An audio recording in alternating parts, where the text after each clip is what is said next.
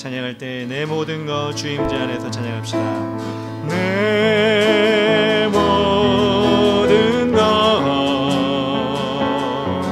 나의 생명까지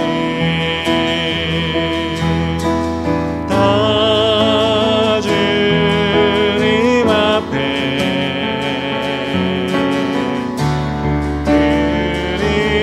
드립니다. 주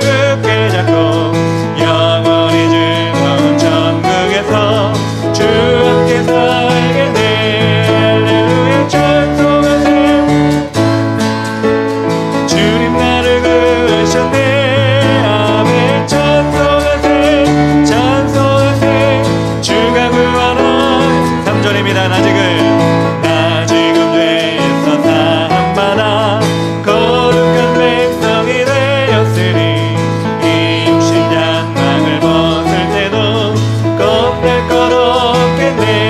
할렐루야. 찬송하세 찬송하세 주님 나를 구하셨네. 아멘. 찬송하세 찬송하세 주가 구원하셨네. 우리가 이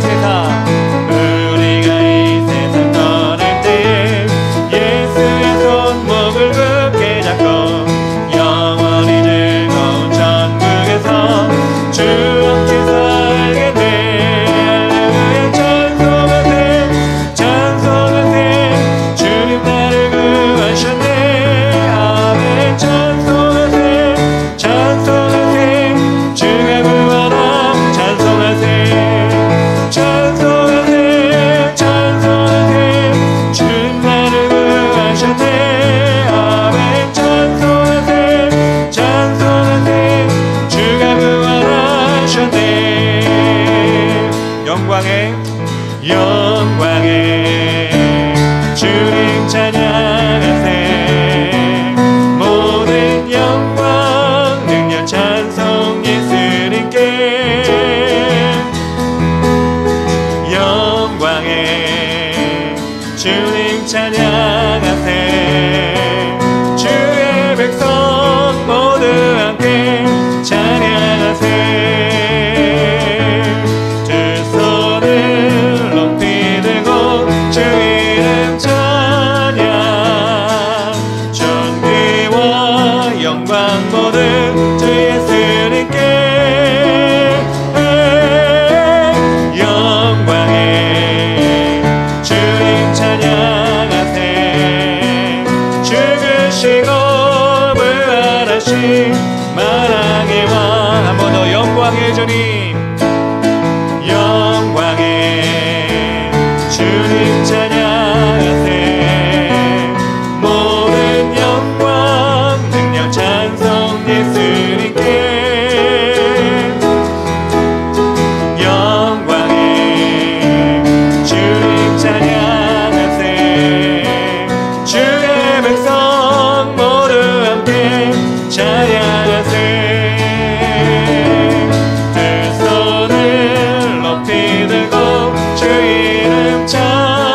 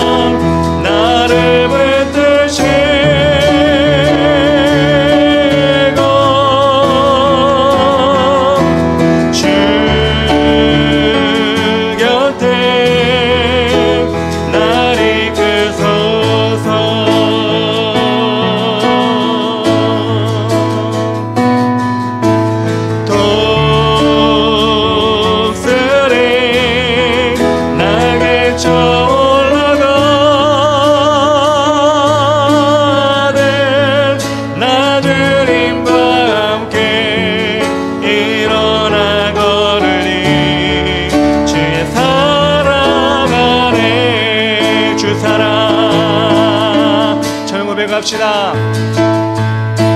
주 사랑 나를 붙드시고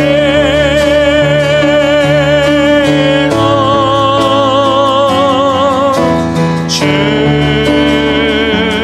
곁에 날 이끄소서.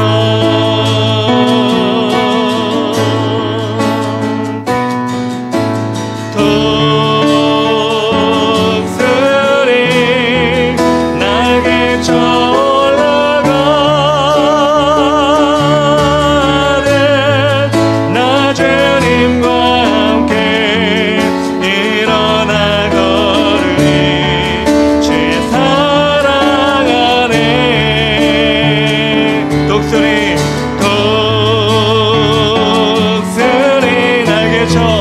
날개쳐 올라가는 나 주님과 함께 일어나 걸으니 주 사랑 안에.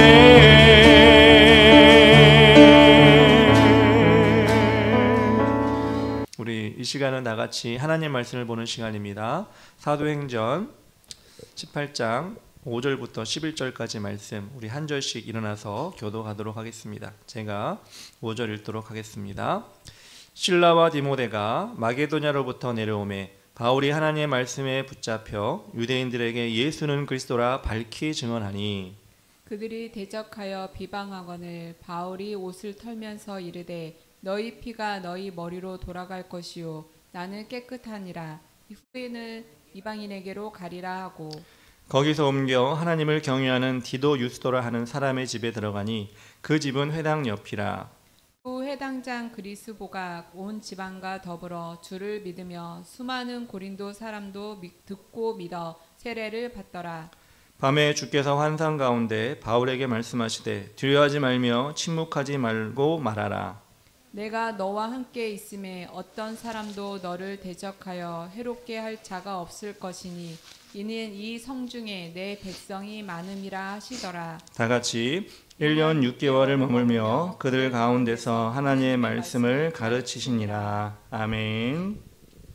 다 같이 앉아주시겠습니다. 오늘 사도행전 18장 5절부터 11절까지 말씀 고린도 전도를 위한 세 가지 약속이라는 제목으로 하나님의 말씀을 전하겠습니다. 요즘 여러분 TV를 보면 이혼 숙녀 캠프라고 하나요? 예. 부부가 서로에게 불만을 가지고 이혼의 위기를 겪고 있는 사람들이 자신의 상황, 자신의 그 상황에 맞는 영상을 찍어서 자신이 이게 억울하다 뭐 이런 식으로 상대방의 어떤 모습, 예. 자신도 바뀌기를 바라고 상대방도 바뀌기를 바라는 그런 마음으로 상담을 받는 그런 프로그램입니다. 제가 이것을 뭐 꼭 시간을 맞춰놓고 보는 건 아닌데 요즘 TV 채널을 돌리다 보면 너무 볼 게 없잖아요. 그러다 보면 꼭 걸려요.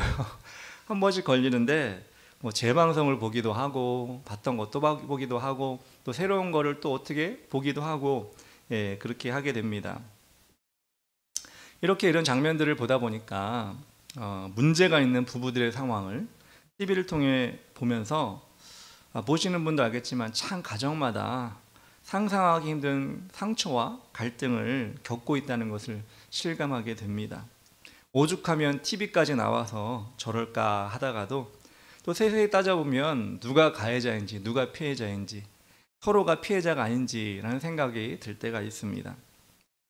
그런데 진행자의 충고도 있고 또 여러 가지 뭐 변호사라든가 뭐 그런 사람들이 와서 이렇게 여러 가지 조언을 해주면 충분한 시간이 지난 후에 인터뷰를 하는 장면이 나옵니다. 거기서 이 상대방 배우자와 정말 이혼하기를 원하십니까? 이렇게 물어보면 그렇게 서로 미워하고 다투고 또 막 서로 막 원수 보듯이 하다가도 이혼까지는 안 하면 좋겠습니다. 좀 더 참아보겠습니다. 살아보겠습니다. 또 이런 이야기를 하는 분들이 또 있더라고요. 이런 걸 보면서 정말 부부란 게 애증의 관계구나 라는 생각을 했습니다. 미워도 떨어질 수가 없고 정이 아직도 남아있으니 신뢰는 없지만 좀 더 참아보자 라는 속는 셈 치고 참아보자 그렇게 또 믿고 나아가는 그런 모습을 보면서 이건 또 무슨 관계인가, 저도 결혼을 해봤지만 이건 또 어떤 마음인가 라는 생각이 들 때가 있습니다. 사실 이런 부부관계뿐만 아니라 인간의 모든 상황은 이런 갈등과 애증의 관계가 있는 것이 아닌가라는 생각을 합니다. 직장 생활을 해보신 분은 아시겠지만 직장 생활하다 보면 힘든 일도 있고 세상 말로 막 더럽고 치사한 일도 있고, 이래서 당장 내가 때려치워야지, 당장 내가 이 회사 안 나와야지, 이곳에서 벗어나야지 하다가도 딸린 식구들과 집안의 가족들을 생각하면 또 어쩔 수 없이 가야지, 이런 경우가 생기기도 하고요. 공부하는 학생들도 그렇죠. 힘들어요. 시험 성적 올리기도 힘들고, 또 취업을 준비하는 사람들은 또 여러 가지 준비를 해야 되는데, 그럴 때마다 포기할까, 이거 내가 하지 말까, 이렇게 하다가도 또 주위에서 응원해 주는 사람들이 있고, 또 내가 어디로 가야 하는 그런 목표가 있기 때문에 그래도 또 그 길을 가야 하는 그런 일들을 우리가 세상 속에서는 많이 접하게 됩니다. 그렇다면 전도는 어떨까요? 전도도 마찬가지입니다. 생판 모르는 사람들에게 예수 그리스도의 복음을 전하는 그런 가운데 고난도 겪게 되고 방해도 받고, 때로는 조롱과 멸시를 전도자들을 힘들게 만듭니다. 그래서 포기하게 됩니다. 그러다가도 하나님의 사랑이 우리 가운데 부어지면, 하나님이 우리를 지켜주셨다는 그 은혜가 다시 한번 생각나면 또 다시 전도의 길을 가게 되는 것입니다. 사도 바울 역시도 그런 과정을 겪었습니다. 지난주에 말씀드린 것처럼 고린도라는 죄악의 도시, 그 도시에 홀로 도착한 사도 바울, 그곳에서 아굴라와 브리스길라 부부를 만나서 힘을 얻기는 했지만 그렇다고 모든 것이 평탄한 것은 아니었습니다. 그래서 그런 어려운 상황, 그런 일을 하면서 복음을 전하는 그 어려움 가운데 있을 때 뒤늦게 뒤처져 있던 실라와 디모데가 바울의 뒤를 따라오게 된 것입니다. 고린도에 도착하게 된 것입니다. 5절에 이렇게 나옵니다. 실라와 디모데가 마게도냐로부터 내려오매 바울이 하나님의 말씀에 붙잡혀 유대인들에게 예수는 그리스도라 밝히 증언하니. 디모데는 데살로니가에 갔다가 돌아오는 것이었고, 실라는 빌립보에 갔다가 지금 오는 것이었습니다. 특히 실라는 바울을 위해 빌립보 교회에 헌금을 가지고 지금 도착했습니다. 그래서 바울은 그동안 천막을 만드는 일을 평소 했었죠. 일을 하지 않고 이제는 복음을 전할 수 있는 그런 상황이 되었습니다. 그래서 평일에도 예수님을 열심히 전할 수 있는 그렇게 상황이 되었는데, 그런데 문제는 그런 나아진 환경에 상관없이 어려움은 계속해서 찾아왔다는 것입니다. 6절에 이렇게 나옵니다. 그들이 대적하여 비방하고는 바울이 옷을 털면서 이르되 너희 피가 너희 머리로 돌아갈 것이요 나는 깨끗하니라. 이후에는 이방인에게로 가리라 하고. 6절을 다시 한번 읽으면 그들이 대적하여 비방하고는 바울이 옷을 털면서 이르되 너희 피가 너희 머리로 돌아갈 것이요 나는 깨끗하니라. 이후에는 이방인에게로 가리라 하고 라고 나옵니다.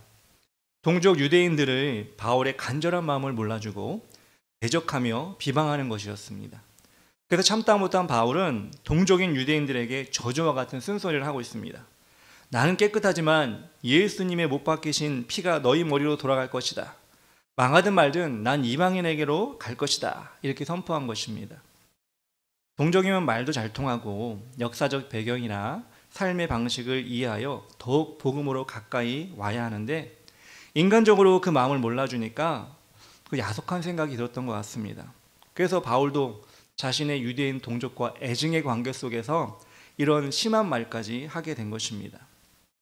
성주 한 청년이 지금 이스라엘에 가 있지만, 전도하기 위해서 선교를 가고 있지만, 다른 이스라엘 갔다 오신 분들 얘기를 들어보면 지금도 유대인들보다는 팔레스타인이나 다른 이방인들이 더 복음에 열려있다라고 얘기를 하는 것을 들었습니다. 유대인들이 기독교를 전하기 위해서 이스라엘을 방문하는 사람들을 더 경계하고 말을 들으려 하지 않는다는 것입니다. 우리 입장에서는, 우리 기독교인들은 성경을 늘 보니까 유대인 그러면 성경 속에 있는 유대인을 많이 보니까 어떻게 보면 좀 마음에 가까운 생각이 들잖아요. 근데 실제로 가보면 더 유대인들이 까다롭다는 것입니다. 복음을 전하기도 어렵다는 것입니다. 그렇다 해도 우리는 유대인이 아니니까 우리 민족이 다르니까 그런가 보다라고 생각을 하겠지만, 사울은 어떻죠? 사울은 유대인이잖아요. 자신도 유대인인데 같은 민족인데 얼마나 마음의 상심이 컸겠습니까? 그렇게 방해를 하고 힘들게 만드니. 그런 가운데 하나님은 디도 유스도나 그리스도와 같은 회당장을 전도의 열매를 주셨습니다. 그래서 바울은 그나마 위안을 받을 수가 있었습니다. 그리고 이제 그 정도로 하고 이제 고린도를 떠나야겠다라는 마음을 먹을 때쯤 하나님은 바울에게 환상으로 나타나서 많은 것을 알려주게 됩니다. 9절에 나옵니다.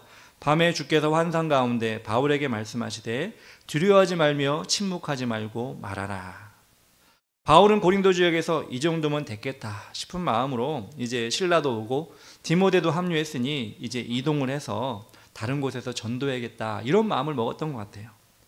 그렇지만 바울의 그 마음과 상관없이 하나님은 고린도를 포기하지 않았다는 것입니다. 그리고 바울에게 두려워하지 말고 계속해서 복음을 전하라고 하시는 것입니다. 인간이 보기에는 척박한 땅이라고 할지라도 하나님은 그 땅을 복된 땅으로 바꿀 수 있고 그것을 보신 분이 바로 하나님이라는 것입니다. 우리 인간의 판단보다 하나님의 뜻이 무엇인가를 우리는 그래서 살펴보아야 한다는 것입니다. 어떤 신발 회사에서 직원 2명을 아프리카로 파견을 보냈습니다. 그곳에서 신발을 잘 판매할 수 있을지 한번 조사를 해보고 그 기간이 지난 후에 결과를 가져와 봐라 이렇게 이야기하며 2명의 직원을 혼자 보내면 좀 그러니까 좀 어떤 의견이 있는지 여러 의견을 들어보기 위해서 2명의 직원을 보냈습니다. 시간이 지났고 그 직원들은 아프리카에 있다가 다시 돌아왔습니다. 그리고 보고서를 제출했는데 결과가 정반대였습니다. 한 직원은 이렇게 얘기합니다. 아프리카에 가니 모든 사람이 신발을 신지 않고 다니기 때문에 신발을 살 것 같지 않아 우리의 전망은 어둡습니다. 이렇게 얘기했습니다. 또 다른 직원은 뭐라고 얘기했냐면 똑같은 이유예요. 다른 직원은 아프리카에 가니 모든 사람이 신발을 신고 다니지 않기 때문에 우리가 한번 신발을 신는 경험을 하게 해주면 그들은 신발의 매력에 빠져 우리의 신발을 다 살 수 있게 될 것입니다. 라고 이야기했습니다. 여러분 어떻게 똑같은 사실을 보고 다른 결과를 맺을 수가 있을까요? 그 이면에 감춰진 가능성을 본 사람과 그 이면에 감춰진 가능성을 보지 못한 사람의 결과가 다르다는 것입니다. 경험하지 않으면 그 점을 찾을 수 없다는 것을 이 후자의 직원은 알고 있었던 것입니다. 복음을 경험하지 못한 사람은 그 기쁨을 알지 못합니다. 그렇지만 복음을 경험한 사람들은 하나님의 주신 그 은혜를 체험하게 되면 하나님께 나올 수 있게 되는 것입니다. 하나님은 사도 바울에게 복음을 거부하는 사람들에게 복음의 능력을 알 수 있도록 계속해서 달려가라고 환상 가운데 말씀하신 것입니다. 그리고 하나님께서는 바울에게 3가지 약속을 주셨습니다. 그냥 보낸 것이 아니라 그냥 계속해서 하라는 것이 아니라 3가지 약속을 주셨다는 것입니다. 그 3가지 약속이 무엇이냐? 첫 번째로 임마누엘의 하나님이 되어주시겠다고 하셨습니다. 임마누엘의 하나님이 되어주시겠다고 말씀하셨습니다. 10절 상반절에 이렇게 나옵니다. 내가 너와 함께 있으며 라고 나옵니다. 내가 너와 함께 있음에 하나님이 우리와 늘 함께 하신다고 우리에게 말씀해 주셨는데 이것은 성경에서 우리가 많이 찾아볼 수 있지 않습니까? 마태복음 1장 23절에 이렇게 나옵니다. 보라 처녀가 잉태하여 아들을 낳을 것이요 그의 이름은 임마누엘이라 하리라 하셨으니 이를 번역한즉 하나님이 우리와 함께 계시다 함이라. 하나님이 예수님이 이 땅에 오실 때 그분의 이름을 무엇이라 하셨냐면 임마누엘이라고 말씀하셨습니다. 하나님이 늘 함께 하신다 그 뜻이었습니다. 즉 예수 그리스도가 이 땅에 오심을 통해 실제적으로 하나님이 우리와 늘 함께 하시는 것을 보게 될 것이다 라고 말씀하시고 선포하신 것입니다. 여러분 우리가 예수 그리스도를 믿는다는 것은 무엇입니까? 그냥 마음에 어떤 생각을 품고 어떤 지식을 가지고 살아가는 것이 아니라 예수 그리스도가 우리와 함께 하신다는 것을 확신을 갖는 것, 그것이 바로 우리가 예수 그리스도를 믿는다는 것입니다. 그래서 예수님은 이 세상에 계실 때 공생애를 하실 때도 늘 그렇게 말씀하셨고 또 예수님께서 승천하시기 전에도 분명히 약속하셨습니다.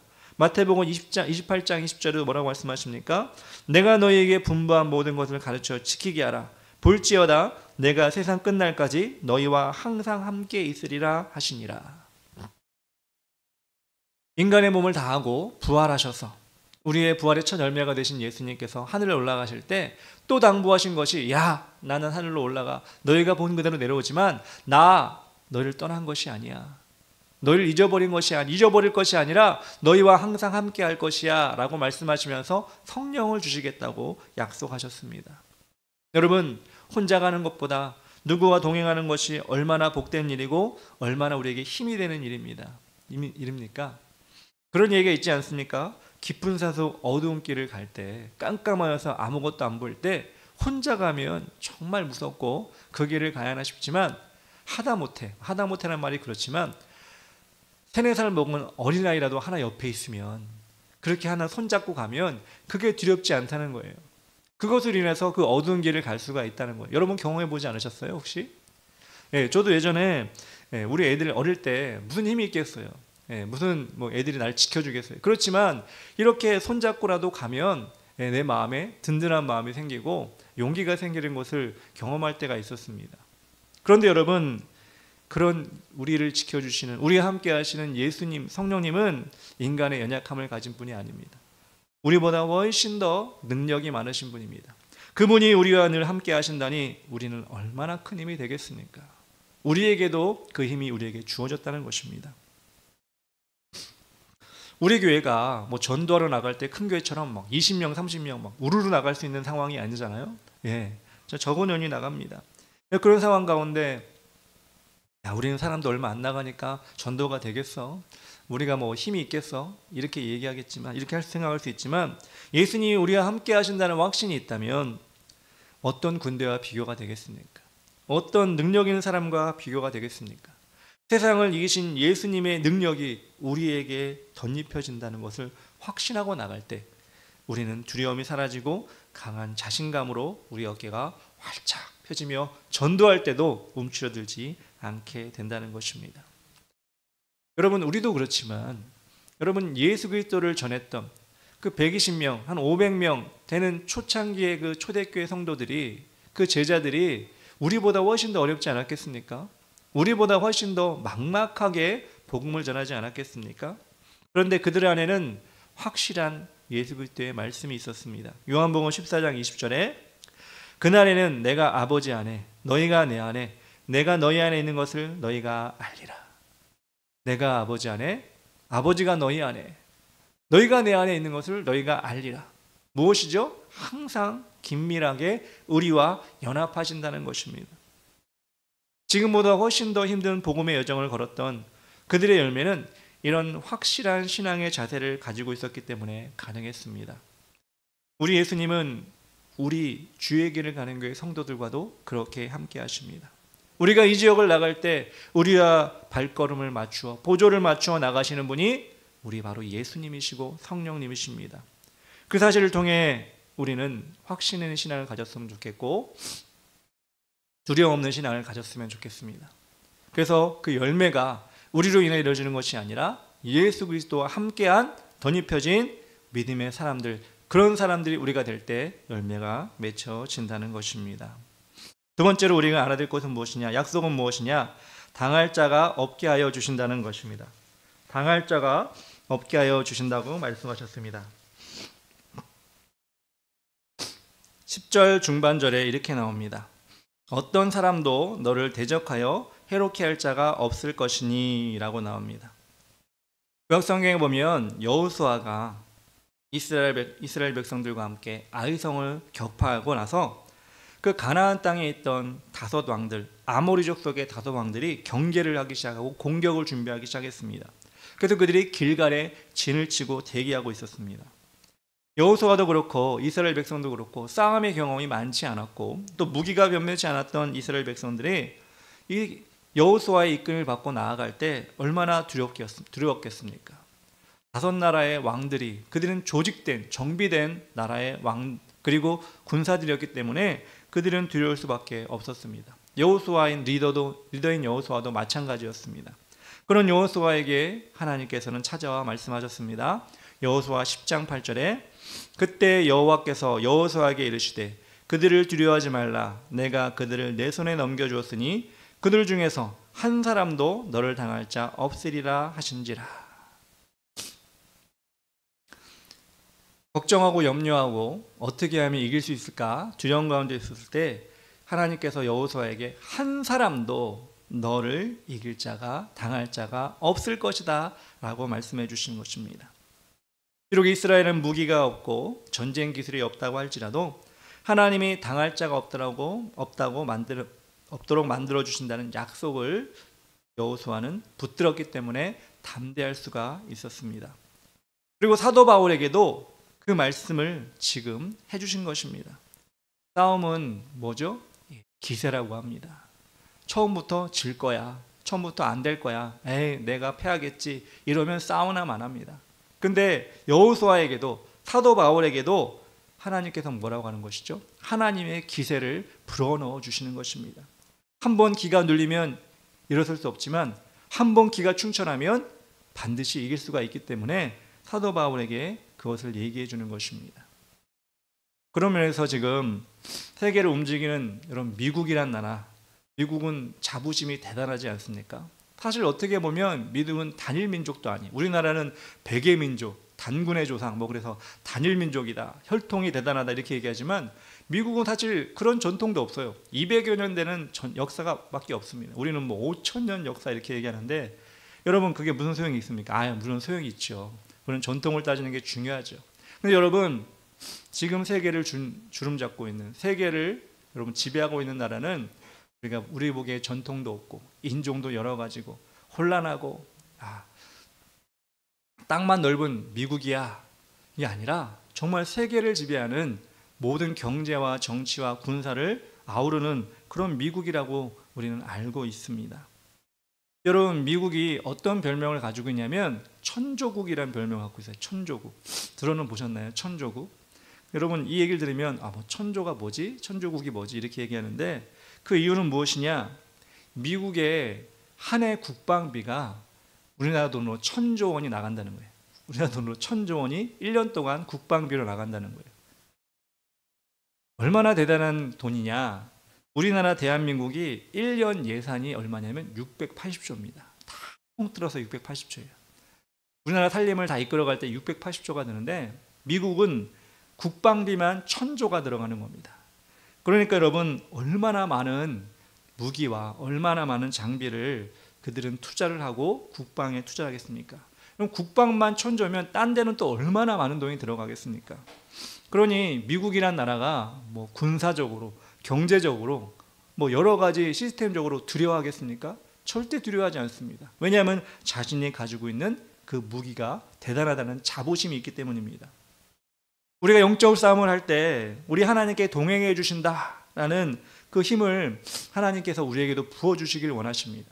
그 부어주신 것 때문에 승리한 사람이 성경에 많이 나옵니다. 여러분 거인 골리앗을 이겼던 다윗 기억나시죠? 다윗에게 어떤 힘이 있었습니까? 어떤 능력이 있었습니까? 아무것도 없었어요. 키가 크지도 않고 무기를 가지고 있는 것도 아니고 갑옷을 입고 있었던 것도 아니었습니다. 그렇지만 거인 골리앗은 엄청난 창, 엄청난 투구, 그리고 힘도 대단하고 키도 엄청나게 컸기 때문에 골리앗을 당할 사람이 없었습니다. 그런데 여러분 다윗에겐 뭐가 있었죠? 만군의 여호와 하나님이 나와 함께 하신다는 그 기세가 있었어요. 그래서 용기가 되었고 그것을 통해 골리앗을 한 방에 물맷돌 한 방으로 이길 수가 있었습니다. 또 어떤 것이 있습니까? 바다의 모래와 같은 미디안 백성들이 기드온 앞에 펼쳐져 있었습니다. 그들이 진을 치고 있었는데 기드온이 보기에도 정말 바다의 모래와 같았던 거예요. 너무나 많았던 거예요. 근데 여러분 기드온에게 누가 있었죠? 300용사가 있었고 그보다 더 크신 하나님이 있었습니다. 그래서 싸움도 안 될 것 같은 미디안과의 싸움에서 기드온과 300용사는 뭐라고 외치면서 했죠? 하나님을 위하여, 기드온을 위하여 이렇게 외치면서 힘도 들이지 않았어요. 횃불을 감춰두고 막 달려갔을 때 미디안 백성들이 그 모래와 같은 미디안 백성들이 서로가 서로를 죽이는 그런 일이 벌어졌습니다. 기드온의 300용사가 그 장면을 보고 도망쳤나요? 아니요. 더 대단하게 더 용기를 가지고 그들이 전진했을 때 이 300용사와 기드온은 미디안 백성들을 다 이길 수가 있었습니다. 이처럼 하나님께서는 우리의 믿음의 싸움을 통하여 하나님의 능력을 보여주시지만 세상에 나가 살아가는 우리에게도 세상 일 속에서도 하나님의 백성의 자긍심을 갖기를 원하십니다.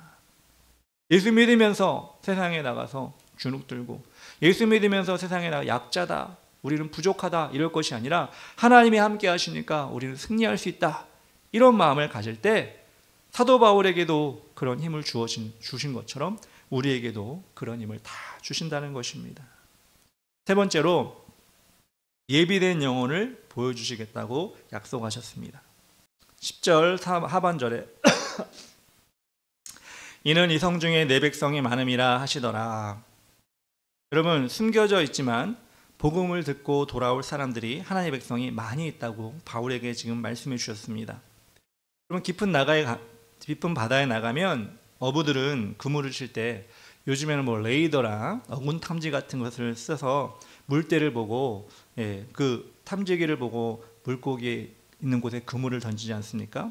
그렇지만 예전에는 바다에 나갈 때 날씨도 보고 물살도 보고 또 물이 올라갔다 내려갔다는 물때도 보고, 그렇게 물때도 보고 바다도 보고 날씨도 보면서 그물을 감으로 던지는데 그것이 맞을 때도 있고 뭐 틀릴 때도 있지 않습니까? 그것이 인간입니다.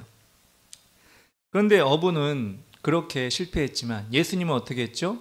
예수님은 목수였지만 베테랑 어부들에게 지시를 했어요. 야, 저쪽으로 그물을 던지면 물고기를 잡을 수 있다. 요한복음 21장 6절에 이렇게 나옵니다. 이르시되 그물을 배 오른편에 던지라. 그리하면 잡으리라 하시니 이에 던졌더니 물고기가 많아 그물을 들 수 없었더라. 이처럼 하나님이 예비하신 물고기가 인간의 감을 넘을 정도로 예상할 수 없을 때 예수님은 그 물고기를 잡을 수 있도록 하셨습니다. 그것은 어부를 떠나, 감을 가지고 있는 어부를 떠나 예수 그리스도께서 능력이 있으시다는 것을 우리에게 알려주시고 그 위치가 어디 있는지 확실히 아신다는 것입니다. 하나님 지금 고린도를 떠나려고 하는 바울에게 이 정도면 됐어, 이 정도면 내가 최선을 다했지 라고 하는 바울에게 아직도 내가 예비해둔 물고기, 내가 예비해둔 사람이 있다, 이것을 알려준 것입니다. 여러분, 구약의 엘리야도 그랬습니다. 아합과 이세벨에게 쫓기며 절망적인 마음을 가지고 있을 때 하나님은 엘리야를 찾아오셔서 기쁨의 소식을 전해주십니다. 열왕기상 19장 18절에 그러나 내가 이스라엘 가운데 7,000명을 남기리니 다 바알에게 무릎을 꿇지 아니하고 다 바알에게 입맞추지 아니한 자니라. 지금 엘리야는 홀로 하나님의 뜻을 전하다가 지쳐서 쓰러져 가고 있는데 하나님이 지금 엘리야에게 찾아오셔서 뭐라고 얘기하냐면 7,000명의 믿음의 사람이 지금 있다, 이렇게 얘기하는 것입니다. 하나님이 예비하신 아군이 있으니 낙심하지 말고 주의 길을 계속하라는 것입니다. 이 말을 들은 엘리야가 어땠을까요? 마음에 대단한 감동을 받았고 힘을 얻었습니다. 혼자인 줄 알았더니 바알에게, 아직도 이방신에게 무릎을 꿇지 않은 7,000명이 내 주위에 있으니 내가 힘을 얻어야지 라고 생각하고 엘리야는 전진해 나가신 것입니다. 그리고 자신의 제자 엘리사를 선택해서, 그 엘리사는 어떤 사람입니까? 엘리야의 능력을 갑절로 주시옵소서 하고 하는 그런 열정이 있던 사람이었습니다. 그렇게 엘리야를 제자로 받아들여 믿음의 계보를 잇게 하셨습니다. 11절에 보니까 이렇게 나옵니다. 오늘 말씀 11절에 1년 6개월을 머물며 그들 가운데서 하나님의 말씀을 가르치시더라. 모르겠어요. 이 환상이 언제 바울에게 임했는지는 모르겠지만 1년 6개월이라는 긴 시간을 바울이 고린도에서 지낼 수 있도록 아마 힘이 되는 말씀이 아니었나라는 생각합니다. 고린도에 복음의 뿌리를 내릴 수 있도록, 고린도에 하나님의 사람이 계속해서 예배드리고 모일 수 있도록 하나님은 바울을 통해 일하고 계셨던 것입니다. 지난주에 말씀드린 것처럼 고린도는 쉬운 곳이 아니었습니다. 말도 많고 탈도 많은 이 고린도를 하나님께서는 버리지 아니하시고 바울 역시도 그것을 떠나서 고린도를 잊어버린 것이 아니라 고린도 교회에 편지를 보내며 고린도전서, 고린도후서, 성경엔 기록되지 않았지만 또 얼마나 많은 편지들이 고린도 교회로 향했겠습니까? 이처럼 하나님은 그 고린도 지역, 비록 인간이 보기에는 죄악이 관영한 곳이지만 그곳에 하나님의 복음을 계속해서 전하기를 원하셨다는 것입니다. 우리는 우리가 속한 이 지역을 어떻게 생각하고 있습니까? 어떻게 우리는 이 지역에 하나님의 복음을 전할 수 있을까? 얼마나 고민하고 기도하고 있습니까? 우리 큰 교회처럼 멀리 지역에 가서 전도하라 이런 얘기가 아니라 우리 주위에 있는 영혼들을 위해 얼마나 우리는 전도를 준비하고 열심을 내고 있습니까? 저희 동네를 가보니까 멀리 있는 연세중앙교회도 여기에 와가지고 전도를 하더라고요. 또 여의도 순복음교회도 마찬가지로 멀리 있는데도 불구하고 전도를 하더라고요. 그렇게까지 하자는 게 아닙니다. 부천역 넘어서 저쪽 가가지고 막 거기도 전합시다 이게 아니라 하나님이 맡겨주신 이 지역, 비록 우리 눈에 보이기에는 하나님의 능력이 나타날까? 우리가 할 수 있을까? 그건 자신이 없는 그런 지역이라 할지라도 하나님이 힘을 주시면 할 수 있습니다. 어떤 마음? 오늘 하나님께서 바울에게 주셨던 임마누엘 하여 주실 것이고, 어떤 어려움이 와도 우리를 당할 자가 없게 하실 것이고, 그리고 영적인 눈을 열면 예비된 영혼을 보여주실 것이다 라는 이 마음을, 바울에게 주신 이 마음을 우리에게도 주시옵소서, 우리도 갖기 원합니다 라고 마음으로 믿음으로 다짐한다면 하나님께서는 분명히 우리 주의 길을 가는 교회를 귀하게 사용하실 것이며 하나님의 역사를 나타내 주실 것입니다. 그렇습니다. 하나님, 여러분 우리가 다니엘 기도를 하지만 다니엘 기도를 통해 여러분 어제도 그 목사님이 말씀하셨지만 사람을 판단하지 말고, 여러분 말씀을 판단하지 말고 하나님이 우리에게 주신 음성이 무엇인지를 들으셔야 됩니다. 어떤 사람은 재미있었네, 꼭 다니엘 기도 끝나면 전에 있던 교회도 그러잖아요. 이번 연도는 다 재밌네, 다 안 재밌네, 졸렸네. 여러분 하나님의 음성을 하루라도 들었으면 그 다니엘 기도는 성공한 거예요. 근데 하루도 못 듣고 그냥 사람의 재미로 끝마쳤다면 여러분 그 다니엘 기도회가 그 사람에겐 아무 의미가 없는 것입니다. 그래서 저는 여러분에게 이렇게 메모지를 나눠드리면서 흔적을 남기고, 내가 2025년 다니엘 기도회는 이런 은혜를 받았구나, 이런 하나님의 응답을 받았구나 라는 것을 기록하도록 여러분에게 말씀을 드리는 것입니다. 그렇습니다. 여러분 은혜의 기간이 사람마다 다르죠. 어떤 사람은 한 달 가는 사람이 있고, 어떤 사람은 6개월 가는 사람도 있고, 어떤 사람은 1년 가기도 하고, 어떤 사람은 평생 가기도 하는데요. 다 마찬가지예요. 은혜가 떨어질 때가 있어요. 믿음이 연약해질 때가 있어요. 그럴 때 우리가 어떻게 하나님의 음성을 다시 듣느냐가 중요합니다. 사도 바울이 지금 고린도를 떠나려고 할 때 이 정도면 됐어. 뭐라고 얘기했죠? 나는 이방인에게로 가겠노라. 너희 피는 너희에게 돌아가리라. 이런 험한 말까지 하면서 이방인에게로 가려할 때 바울의 마음은 어땠을까? 좋지는 않았을 거예요. 아니, 성령 충만하진 않았을 거예요. 그런데 하나님은 직접 환상 가운데 찾아오셔서 이 세 가지를 바울에게 말씀해 주셨어요. 임마누엘 할 것이다. 너희를 당할 자가 없을 것이다. 너희 영적 눈을 열면 예비된 영혼을 보여주실 것이다. 이렇게 말씀하셨다면 우리도 어떤 계기를 마련해서 이런 하나님의 음성을 들어야 되지 않겠습니까? 물론 여러분 개인적으로 열심히 기도해서 환상 가운데 바울처럼 볼 수도 있어요. 좋은 거죠. 그렇게 되면 참 좋을 것 같아요. 근데 여러분 그게 없다면 여러분 다니엘 기도회나 또는 예배나 이런 곳을 통해 하나님의 음성을 들어야 돼요. 그렇지 않고 지나버리면 우리는 마치 낙엽이 떨어지듯이 우리의 믿음의 이파리가 하나하나 떨어지고 결국엔 잎이 하나도 없는 앙상한 나무처럼 우리의 믿음 없는 신앙생활로 열매 없이 그렇게 끝나게 되는 것입니다. 사랑하는 주의 길을 가는 성도 여러분, 우리에게 분명히 하나님은 이 지역을 맡겨주셨고 여러분 한 사람 한 사람에게 사명을 주셨습니다.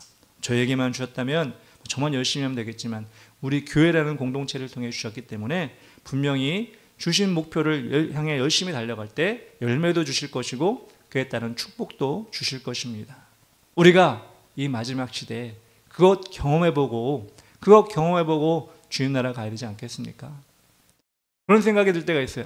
이렇게 하다가 빨리 주님 오셨으면 좋겠다라는 생각이 들 때 있는데, 아니 주님 그래도 뭔가 부흥을 경험해보고 하나님이 역사하시는 것을 저를 통해 우리 성도들을 통해 우리가 경험해보면 좋지 않겠습니까? 아니 그래야 되지 않겠습니까? 여러 가지 생각이 들 때가 있어요. 그게 마음먹기 따름인 것 같아요. 하나님 오늘 바울처럼 우리에게도 그렇게 말씀하여 주시고 힘을 주시옵소서.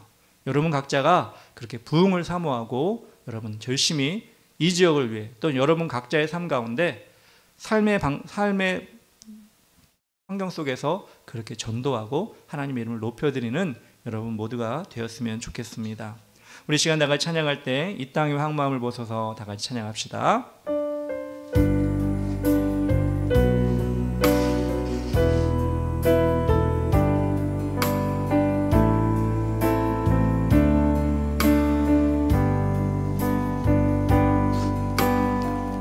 이 땅의 황무함을 벗어서 하늘의 하나님 긍휼을 베푸시는 주여 우리의 죄악 용서하소서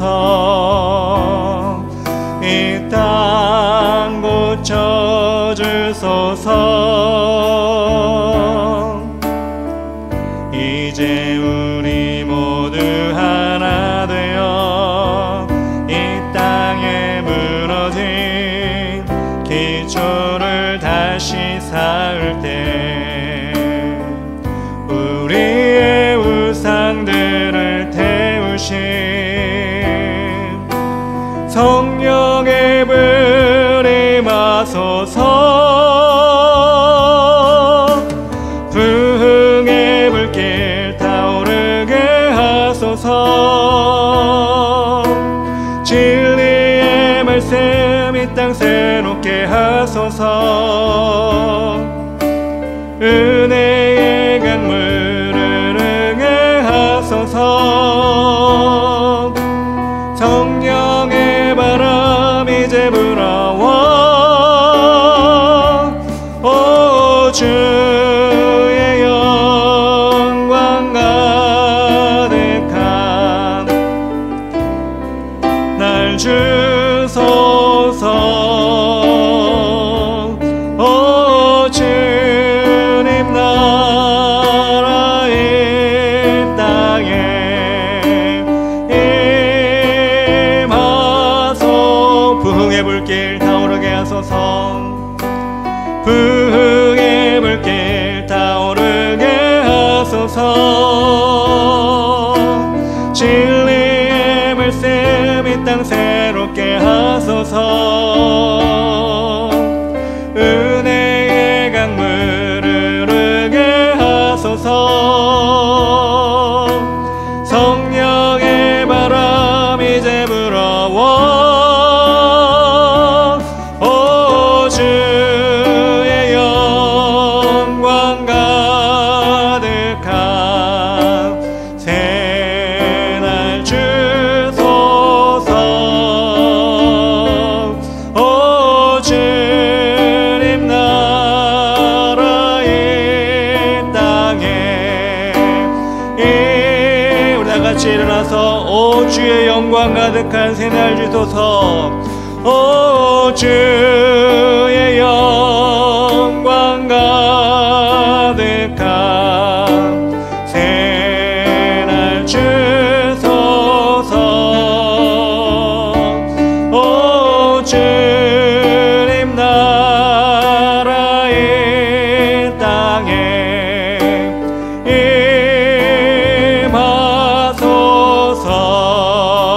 임하소서 우리 시간 다 같이 기도하며 나아갈 때 우리 하나님은 사랑하는 사도 바울을 주님의 종으로 세워주실 때 연약하고 부족한 여러 가지 환경 속에서도 넘어지고 힘들고 좌절하고 낭망할 때도 그냥 놓지 아니하시고 그에게 힘과 능력을 더하여 주셨습니다.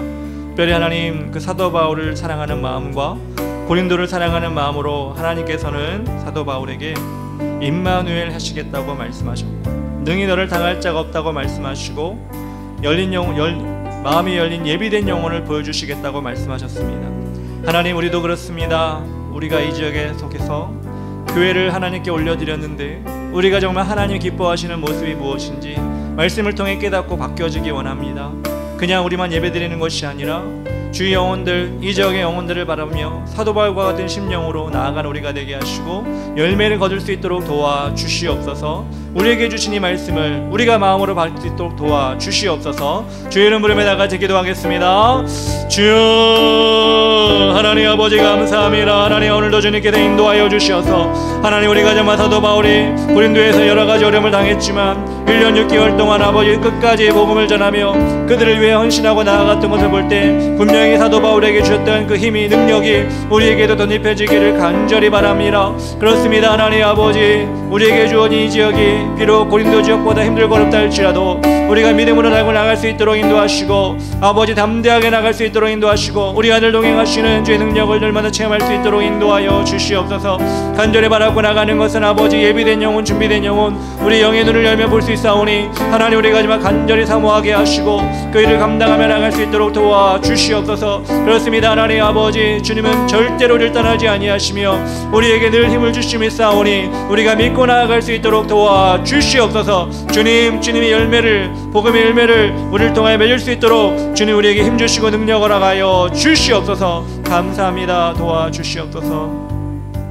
사랑의 하나님 아버지 감사합니다. 오늘도 주님 귀한 말씀을 통하여 우리도 연약하고 낙심하고 좌절하고 우리 갈 바를 알지 못하고 또한 아버지 여러 가지로 포기하는 것이 있을 때 사도 바울에게 주신 말씀이 우리에게 힘이 되게 하시니 감사합니다. 임마누엘 하나님, 우리와 늘 동행하여 주시고 우리가 연약하고 부족하고 비록 수가 적고 아버지 하나님 믿음이 연약하다 할지라도 우리를 대적할 자가 없다고, 주님이 함께 하시면 대적할 자가 없다고 분명히 말씀하여 주셨고 또한 아버지 영적인 눈을 열면, 육적인 눈이 아니라 영적인 눈을 열면 분명히 하나님 예비한 영혼을 우리에게 보여주시겠다고 말씀하셨사오니 우리가 기대하고 소망하며 전진하며 나갈 수 있도록 인도하여 주시옵소서. 우리의 힘은 연약하지만 주님이 세상 끝날까지 우리와 함께 하신다고 분명히 약속하셨사오니 그 약속을 믿고 우리도 승리하는 우리 모든 주의 길을 가는 성도가 될 수 있도록 도와 주시옵소서. 이제는 우리 구주 예수 그리스도의 크신 은혜와 하나님 아버지의 무한하신 사랑과 성령님의 동행하심과 인도하심이 믿음의 불모지와 같은 우리 지역에서 하나님의 임마누엘 되심을 믿고 당할 자가 없는 믿음의 군사가 되어 숨겨진 믿음의 영혼들을 찾아내기를 원하는 우리 주의 길을 가는 교회 모든 성도들의 머리 위에와 가정 위에, 직장과 학교와 가는 곳 모든 곳 위에, 그리고 이 나라 민족 위에 지금으로부터 영원까지 함께 계실지어다. 아멘.